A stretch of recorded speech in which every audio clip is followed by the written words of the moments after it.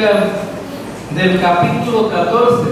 Llegamos hasta el versículo 23 y nos saltamos solamente como para poder concluir con lo que llamamos que la honra y la gloria sea para el Señor. Por lo cual hoy vamos a ver los versículos 1 al 6 del capítulo 15 a los Romanos, donde el apóstol está llegando a las conclusiones acerca del tema. Y en el versículo, mejor dicho, en el capítulo 14 hemos visto cosas fundamentales acerca de no juzgar a los demás, y la exhortación era recibir al débil en la fe, porque por lo general ese es algo común, ¿verdad?, dentro de las iglesias, juzgar los unos con los otros. Y aquí el ejemplo que tenemos aquí en este pasaje era que los creyentes estaban haciendo juicios, los supuestamente maduros tenían las libertades cristianas, y los débiles en la fe los juzgaban, ¿verdad? ¿Por qué será que el hermano Pedro está comiendo tortas de pescado? ¿Por qué será que el fulano está comiendo carne de cerdo? ¿Por qué será que el fulano, le gusta las maricadas? Eran prohibiciones para el pueblo de Israel, pero los considerándose maduros también podían discriminar al débil en la fe, y por eso la exhortación es: reciban al débil en la fe, pero no para contender con cosas que no van a edificar. Y por lo general debe ser la exhortación para hoy día también. Decir, reciba al hermano en la fe, trate de edificarlo con lo que es correcto para que pueda crecer, pueda madurar, pueda entrar en un razonamiento lógico y justo delante de Dios, y por lo tanto, alcanzando la madurez hasta la estatura de Cristo, él se va a dar cuenta que estaba mal y que estaba fallando. A veces nos preocupamos por la gente que anda mal, ¿no? Pero a veces lo que tratamos de hacer es juzgar al hermano. Anda mal, pero no tratamos de ayudarle. Y la exhortación es ayudar. En el versículo 1 del capítulo 15 dice: así que, cuando la palabra así que nos mete en una conclusión, ¿verdad? Y dice: así que los que somos fuertes, lo primero que vemos aquí es que el apóstol Pablo era débil o era fuerte. Era fuerte, porque él dice somos, incluye él mismo. Los que somos fuertes debemos de soportar las flaquezas de los débiles y no agradarnos a nosotros mismos. Es decir, los que nos consideramos que estamos más crecidos espiritualmente, hemos madurado espiritualmente, que podemos soportar un poco más de los débiles, debemos entonces de cargar con esas situaciones de la vida que enfrenta el hermano débil. Hay que ayudar a llevar las cargas de los demás, y aquí es donde la vida cristiana se hace un poco más pesada, ¿no? Porque no solamente llevas tus cargas, sino que estás ayudando a llevar las cargas de otros. Y cuando vemos la debilidad del otro, lo mejor que podemos hacer es, hermanos, callarnos y decir: bueno, voy a tratar de ayudarle a este hermano. y no tener reacciones negativas, sino más bien tratar de ayudar a llevar las cargas de estos débiles. Pero aquí en estos versículos vamos a saber cómo. También este versículo 1, cuando dice que nosotros somos fuertes, los que somos fuertes, dice Pablo, debemos de soportar esas flaquezas o debilidades de los demás. Bueno, usa la palabra aquí también, y no agradarnos a nosotros mismos, es decir, que tenemos a veces que renunciar a aquellas cosas que son preferencias para nosotros, por amor al hermano débil. Por amor al hermano débil, tenemos que renunciar a cosas que no convienen. Y hablábamos el domingo pasado acerca de que lo que, por ejemplo, tenemos dentro de la iglesia gente que le gustaba tomar licor. Sí. Y tal vez el hermano maduro podría decir: una copita de licor no es malo, se la puede tomar. El hermano maduro en su libertad podría decir esto, ¿verdad? Pero es recomendable que aquellos que han sido alcohólicos se tomen una copita, no, porque van a terminar vendiendo hasta lo que no tienen. ¿Sí? Van a terminar haciendo aquello, diciendo lo que no conviene.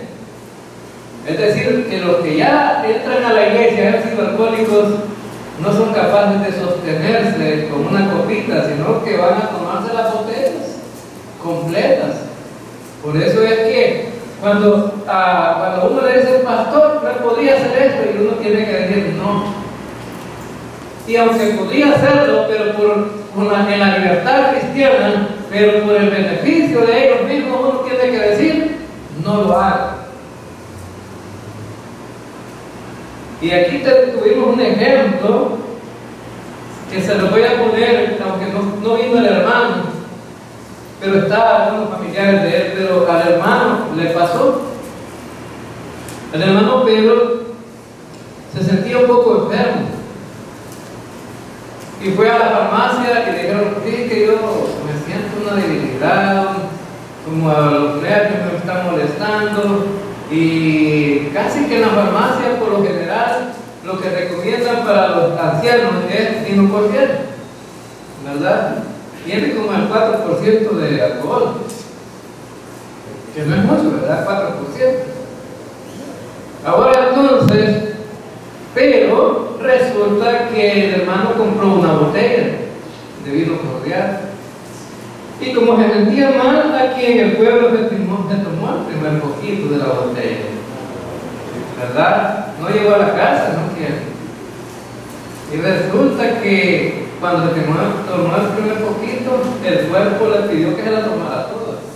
Y se la toma todo el hermano.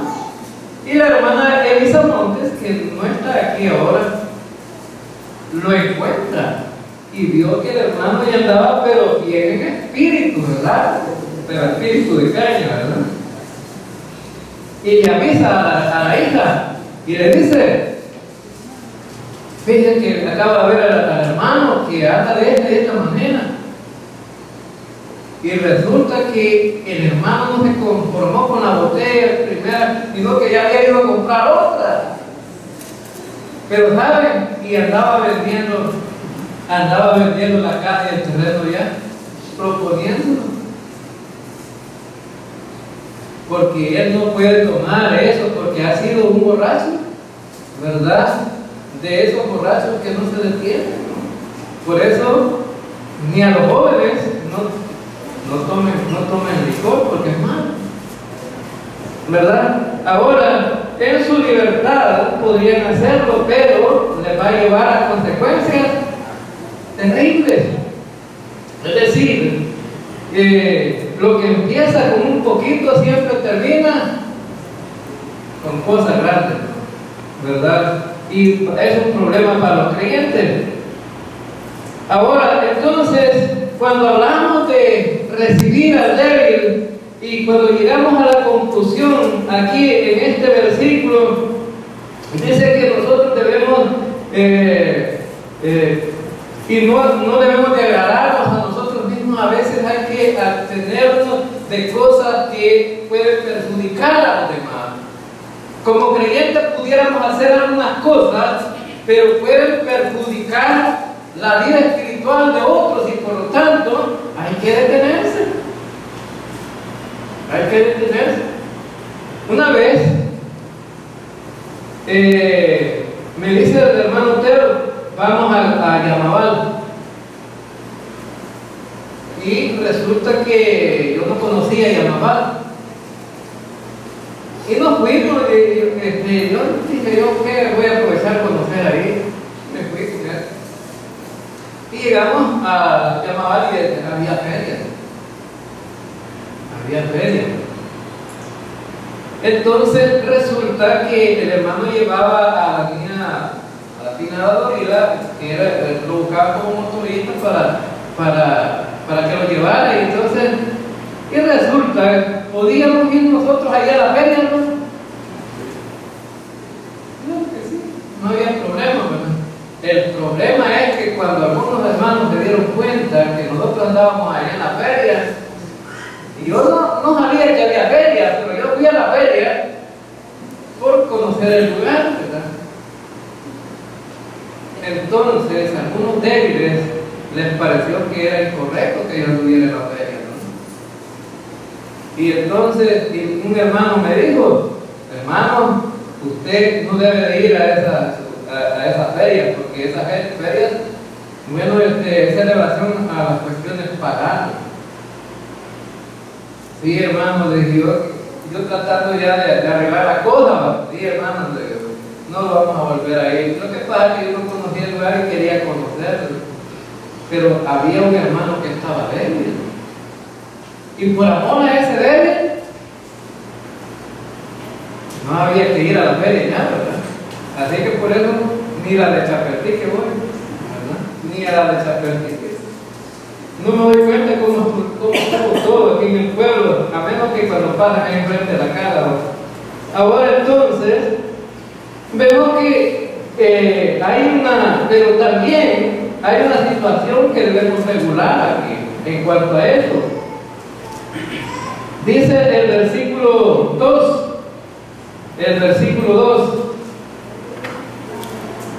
dice, en este versículo 2 dice, cada uno de nosotros agrade a su prójimo en lo que es bueno para edificación. ¿Debemos de agradar a los hermanos en todo? No, solo en lo que es bueno. Si el hermano me pide que lo apoye en cosas que son malas, cuidado, no se puede. Aquí aclara bien el apóstol, dice, agrade a su hermano en lo que es bueno. Eso indica que podemos corregir a los hermanos entonces y decirle, mire hermano, en esas cosas sí no están bien. Porque puede que un hermano también en su libertad ande haciendo cosas que no son correctas y que delante de Dios afectan la vida espiritual de él y de toda la obra del Señor. Entonces ahí no se puede. Solamente debemos de agradar en aquello que es bueno. Por ejemplo, digamos que viene un hermano aquí y está débil en el Señor, y entonces, pero supuestamente, entre comillas, el hermano piensa que es espiritual, porque ese problema pasa. A veces los débiles piensan que son espirituales. Y me dice, hermano, ¿por qué no predicamos de la prosperidad aquí en la iglesia? ¿Cuál tendría que ser mi respuesta? No se puede. Ahí no lo puedo complacer, hermano. ¿Por qué? Pero hermano, si la Biblia habla de prosperidad, sí, pero habla de prosperidad material para los creyentes, ¿hay alguna doctrina sensación? No hay. ¿Cómo murió Pedro? ¿Pobre o rico? Pobre. ¿Cómo murió Juan? ¿Pobre o rico? ¿Cómo murieron los apóstoles? ¿Pobre o rico? ¿Cómo murió Jesucristo? ¿Como pobre o como rico? Como pobre. Ahora, Jesucristo mismo dijo: yo no tengo, pero me aún dónde recostar mi cabeza a los que le querían seguir. Ahora entonces, en el Nuevo Testamento vemos que Jesucristo dijo: solo pidan para lo que necesitan cada día. Y podríamos ser bendecidos, pero resulta que nosotros, como somos incrédulos, no podemos ser bendecidos. Como decía el hermano en el estudio anterior, por añadidura. Busca el reino de Dios de su justicia y todo vendrá por añadidura, es decir, que lo demás vendrá por añadidura. ¿Podría el Señor bendecir realmente a los que realmente tienen fe de someterse a ese régimen, verdad? Ahora, pero el problema es que nosotros primero buscamos las añadiduras y después buscamos el reino, al revés. Ahora entonces vemos que no podríamos predicar un evangelio así. Aquí no podemos predicar un evangelio que no es algo real en la Escritura. Por eso el apóstol Pablo, cuando escribe la carta a los Gálatas, dice él, me gustaría que fuéramos a Gálatas capítulo 1. Gálatas capítulo 1.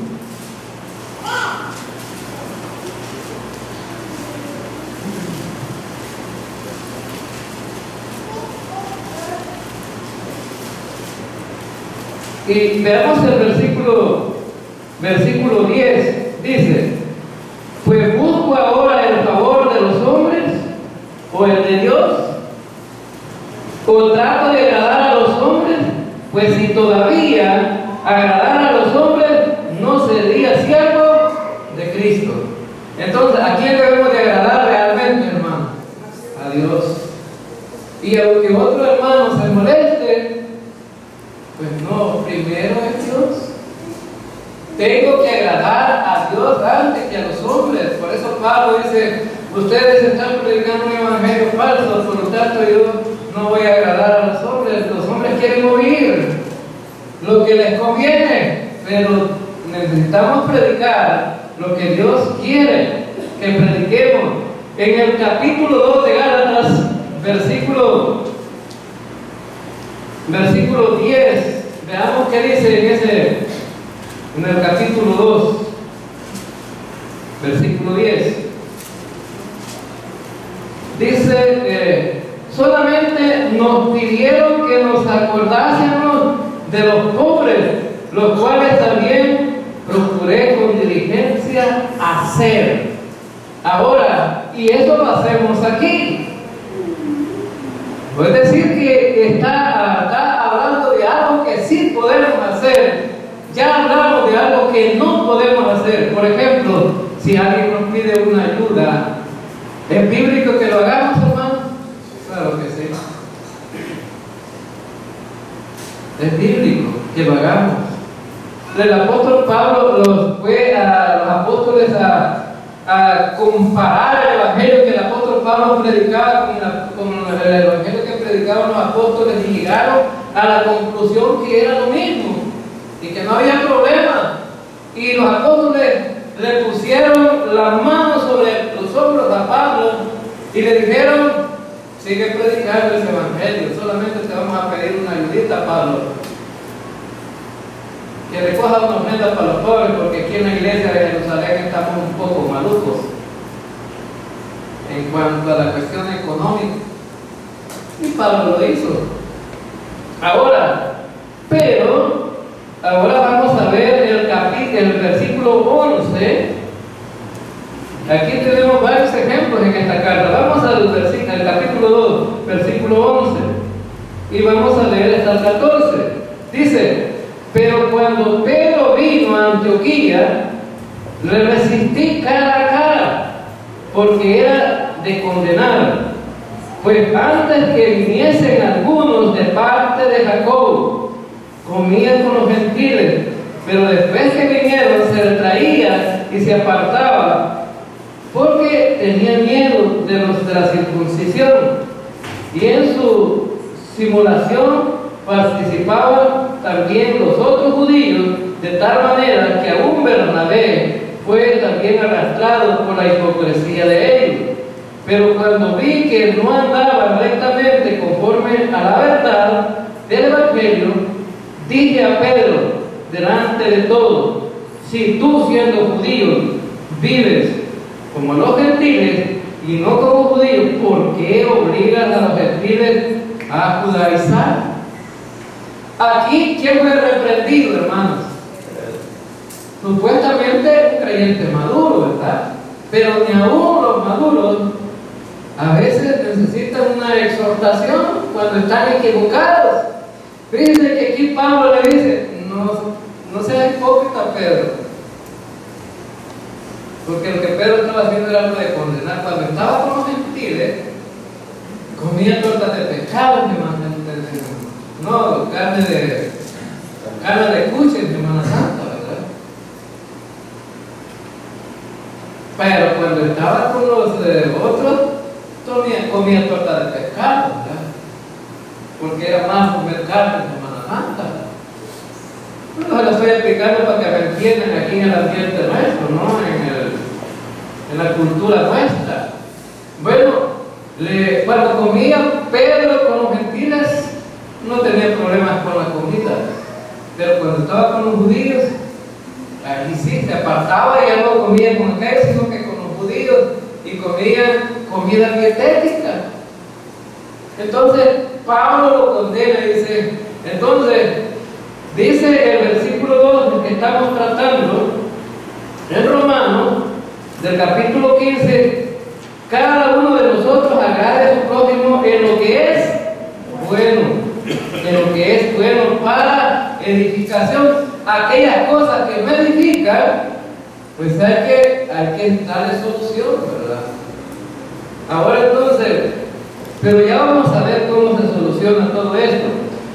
A veces el problema entre los creyentes es que no buscamos el auxilio de Dios para arreglar las situaciones que se dan dentro de la iglesia, sino que lo hacemos en la carne, y ahí es donde está el problema, ¿verdad?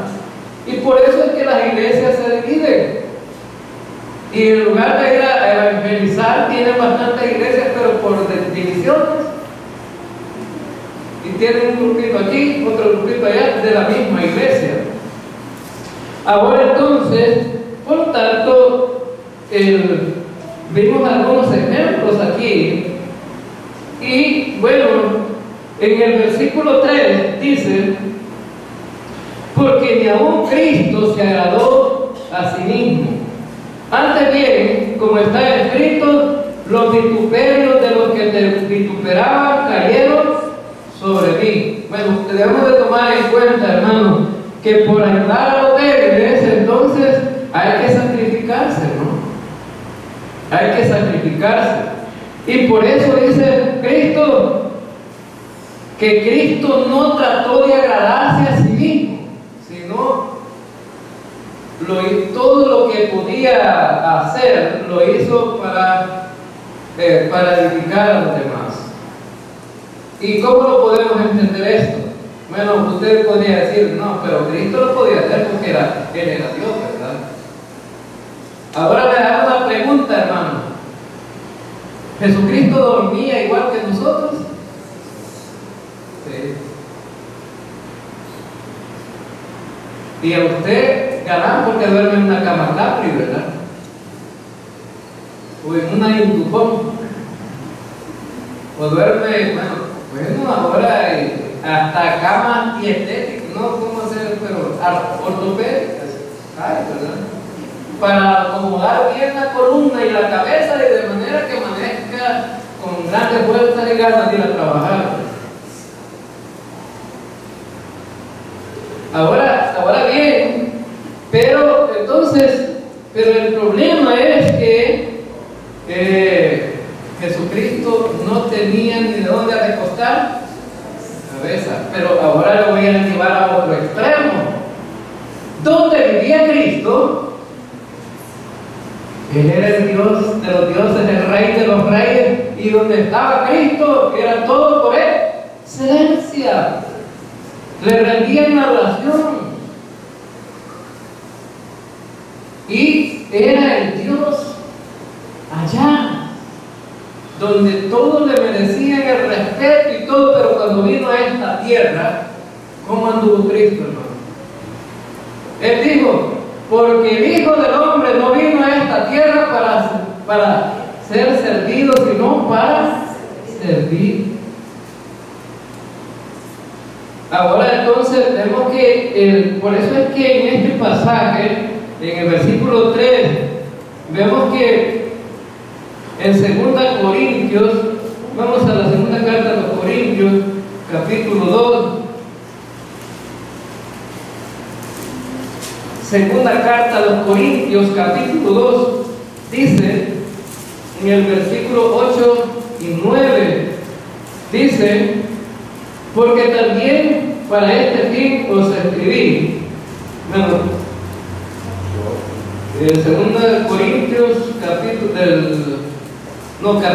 8, versículo 9, capítulo 8, versículo 9, porque ya conocéis la gracia de nuestro Señor Jesucristo, que por amor a vosotros se hizo pobre, siendo rico para con vosotros, con su pobreza fuisteis enriquecidos. ¿Era rico Jesucristo? Hermanos, era rico. Ahora está en la presencia del Señor, a la diestra de Dios, y Él es el dueño de todo. Amén, hermanos, Él es el dueño de todo. Pero cuando anduvo aquí, anduvo como dueño Él, no, aguantaba hambre también. Su ministerio fue un ministerio no como los misioneros de ahora, de este tiempo, no, los misioneros de este tiempo van a otros países, van a tierra, no en avión, ¿verdad? En avión, si el único medio de transporte que Jesucristo utilizó fueron dos, un burro, y también fue una barca que pasó al otro lado de las manos, solamente para dar una lección a los apóstoles. Pero de ahí su ministerio fue de pobreza. Pero el hombre más rico de todo lo que existe estaba humillándose hasta lo más bajo por amor a nosotros. Y nosotros, hermanos, no somos económicamente, materialmente, nosotros somos pobres. Pero somos tan orgullosos que no queremos sacrificarnos por los demás, ¿verdad? Pero Cristo sacrificó todo lo que Él era en sí por amor a nosotros.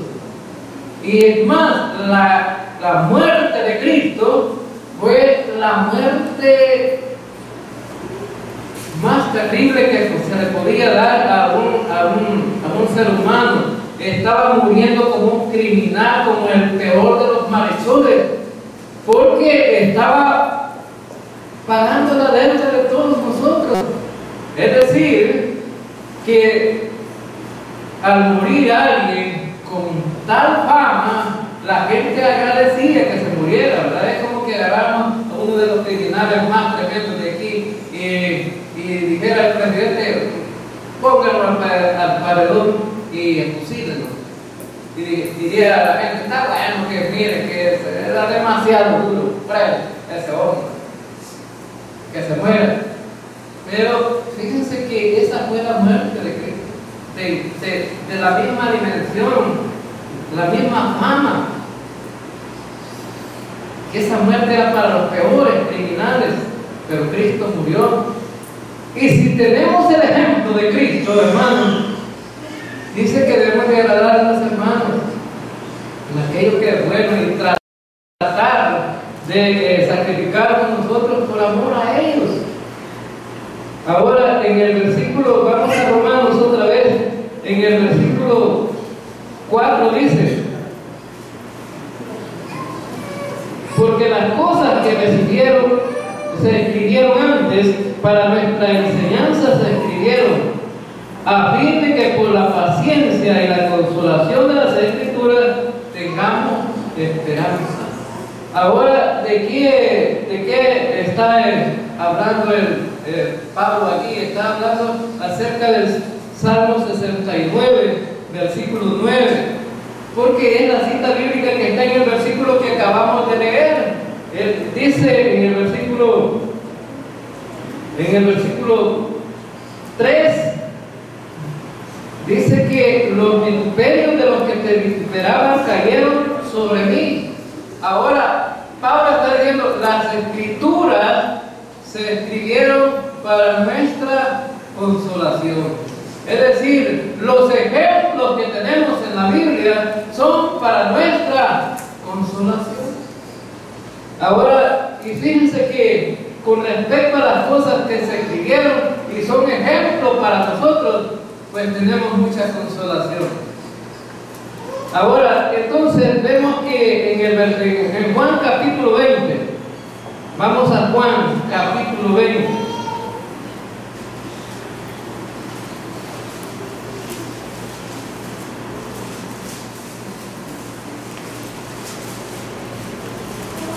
Juan capítulo 20.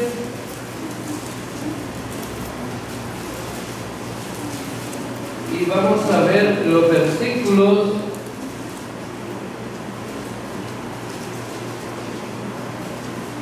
30, el versículo 31,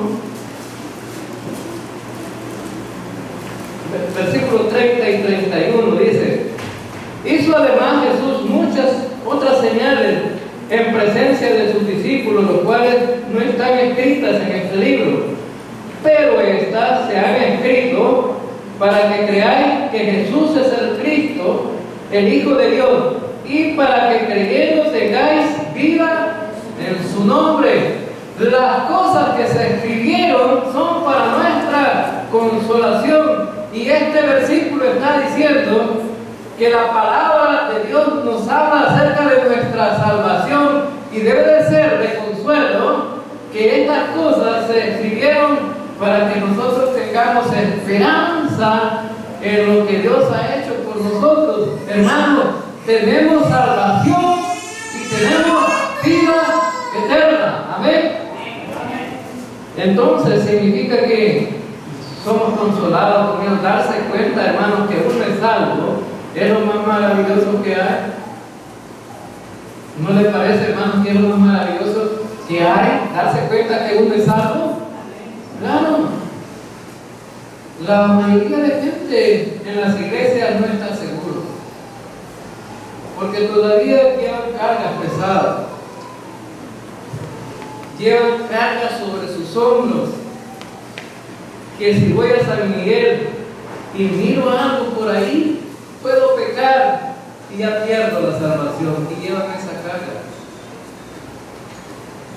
Hoy me levanté y le da gracias a Dios porque ahora es un nuevo día. Este día me dio el Señor. Pero Señor, ¿será que de aquí de las 11 de la mañana mi salvación será que la voy a perder? Y lleva esa carga. Porque la mayoría de iglesias le dice el pastor a los creyentes: hermano, recuerde que la salvación es un regalo de Dios, pero así, en términos de segundos, usted puede perder esa salvación tan grande que el Señor le ha dado. ¿Será cierto eso, hermanos? Pero llevan la carga a los hermanos, ¿sí? Y quisieran andar la salvación en una bolsita para no perderla, ¿verdad? Y andarla bien cuidadita. Pero le digo otra cosa. Vaya a 1 de Juan, capítulo 5. 1 de Juan, capítulo 5.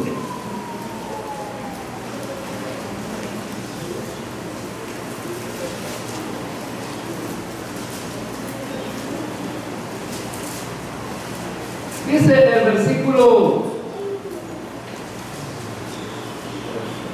versículo 13: estas cosas os he escrito a vosotros que creéis en el nombre del Hijo de Dios, para que sepáis que tenéis vida eterna y para que creáis en el nombre del Hijo de Dios. Ahora, hermanos, necesitamos saber nosotros que tenemos vida eterna, ¿sí o no? Por eso Juan escribió esta carta y dice, les mando esta carta para que sepan que tienen vida eterna. Ahora, ¿cómo es que se tiene esa vida eterna? Bueno, creyendo en el Hijo de Dios. Es únicamente lo que necesitamos hacer. Ahora entonces, la Escritura nos da esperanza porque no simplemente tenemos la salvación, sino que tenemos la vida eterna también. Hermanos, desde el momento en que nosotros fuimos salvos, somos salvos eternamente. Y la Escritura también nos da consolación para la vida práctica. Miren lo que dice también 1 Corintios capítulo 10, versículo 11. 1 Corintios capítulo 10, versículo 11. Dice el versículo 11, y estas cosas les acontecieron como ejemplo y están escritas para amonestarnos a nosotros, a quienes han alcanzado los fines de los siglos. Es decir, que las cosas que están escritas son para testimonio nuestro, para que nuestra vida espiritual pueda ser correcta delante de Dios. Por eso esos ejemplos que están ahí es para no hacerlos, porque estos creyentes del Antiguo Testamento estaban desobedeciendo a Dios, y eran incrédulos, y estaban alejándose de Dios, y estaban renegando en contra de Dios. Por lo tanto, las Escrituras nos dan consolación, hermanos, y eso es lo que vemos en Romanos, ya para terminar. Estos versículos dicen, porque las cosas que se escribieron antes, que están en la palabra de Dios, fueron para nuestra enseñanza y se escribieron a fin de que por la paciencia y la consolación de las Escrituras tengamos esperanza. Tengamos esperanza. Y la esperanza no está puesta en cualquier cosa, hermanos. La esperanza no está, la esperanza de ustedes no está en mí, aunque tengo ese apellido de esperanza, no está en mí, porque su esperanza debe estar, lo que dice el versículo siguiente. Pero el Dios de la paciencia, de la consolación, os dé entre vosotros un mismo sentir, según Cristo Jesús. Ahora, ¿en quién tienen esperanza, hermanos, ustedes? En el Dios de la paciencia y la consolación. No solamente las Escrituras son una consolación para los creyentes, sino también es el Dios mismo, es el Dios de la consolación para ustedes. Por lo tanto, tienen esperanza. Y ahora, en el versículo 5 dice que necesitamos ahora, llegando a la conclusión de que todos somos hijos de Dios, todos somos hijos del mismo Padre. Por lo tanto, no debemos de vernos con diferencia unos a los otros, sino que en humildad debemos de recibirnos unos con los otros, así como Dios recibió a cada uno de nosotros en Cristo. Por lo tanto, termina esta reflexión en el versículo 6 diciendo, para que unánimes a una voz, glorifiquéis al Dios y Padre de nuestro Señor Jesucristo. Unánimes a una voz. La palabra unánimes viene de una palabra compuesta. La palabra griega usada aquí es la palabra unum, que significa uno, y la palabra ánimos significa ánimo. Entonces, todos los creyentes, en una sola voz, de una sola manera, podamos nosotros glorificar a ese Dios que envió a su Hijo y entregó su vida por nosotros.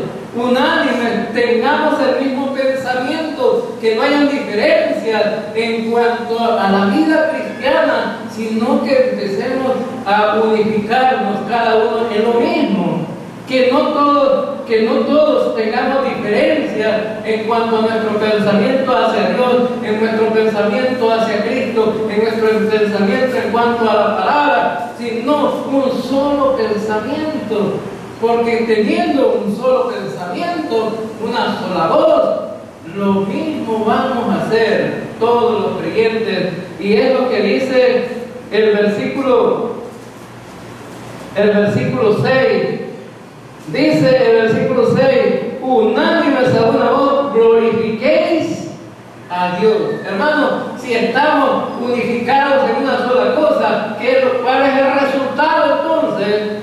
Vamos juntos a glorificar al Rey de Reyes y Señor de Señores, porque Él se lo merece. Y ahora, y también, y dice que unánimes a una voz también vamos a glorificar a Cristo. Él es el Rey de Reyes y Señor de Señores también. Así que, hermanos, concluimos en lo siguiente: el Señor quiere que nosotros crezcamos juntos, maduremos juntos, y que los que están maduros ya ayuden a crecer al que le falta madurez. Y esto es para llegar a la estatura de Cristo. Y cuando tengamos la estatura de Cristo, no van a haber diferencias entre creyentes. Por lo tanto, mientras estamos aquí, debemos de recibir al débil y a veces sacrificarnos los que consideramos maduros ya por amor a este creyente débil. Vamos ahora.